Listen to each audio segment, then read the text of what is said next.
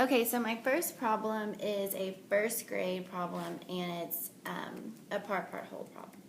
So there are 27 total students in a class. 11 of those students are girls. How many students are boys?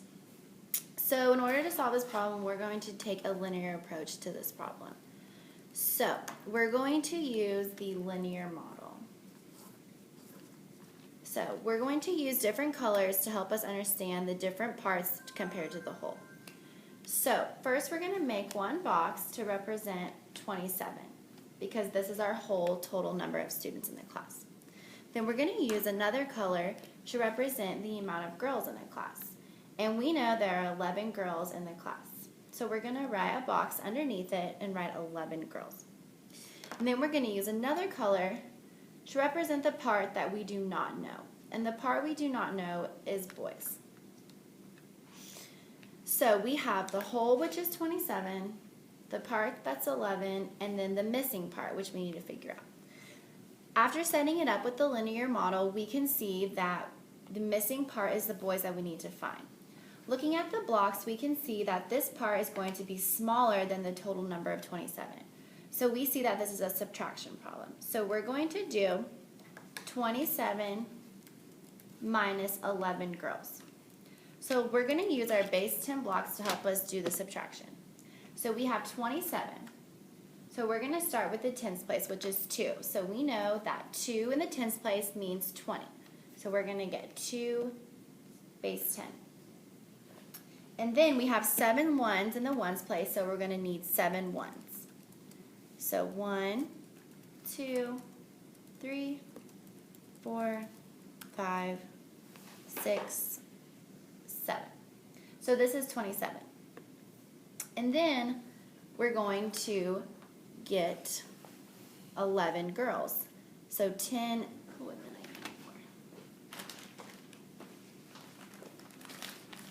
10 and 1 makes 11. So now we're going to subtract 27 minus 11 to figure out the total number of boys in the class.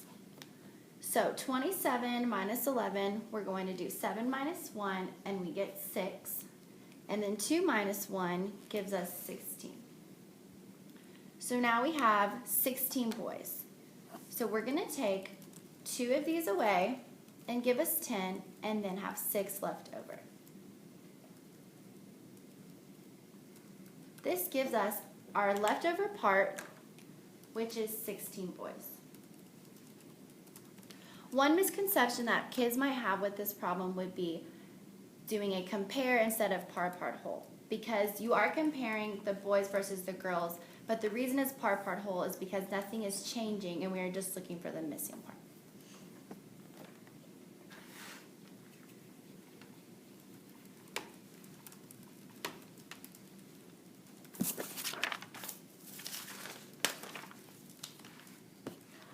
My next question is first grade as well, and it is a join problem. So we have Hannah has invited 30 friends to the Halloween party.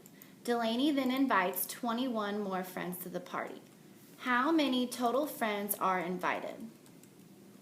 So we're going to use a set model to figure out this problem. So with this set model, we always start, we know that the total number is on the right side of the equal sign. So this is going to be the answer we are looking for. With the set model, we always start with the circle right here, and we always start with the very first number we got, which we know is 30 friends. So we're going to write 30 in the first circle. Now, since this is a join problem, we know we are making a change. So when we make a change and we know the change is going to be more than what we started with, we're going to do an up arrow. Our up arrow signifies our change, which is our join. Now underneath the arrow we have another circle that's going to represent the change. The change is Delaney inviting 21 more friends. So we have 21. Since it's an up arrow, we know this is going to be an addition problem. So we need to add 30 plus 21. So let's use our base 10 blocks to help us with this. So we start with the 30. Since the 3 is in the tens place, we know that represents 3 tenths. 1, 2, 3. 30.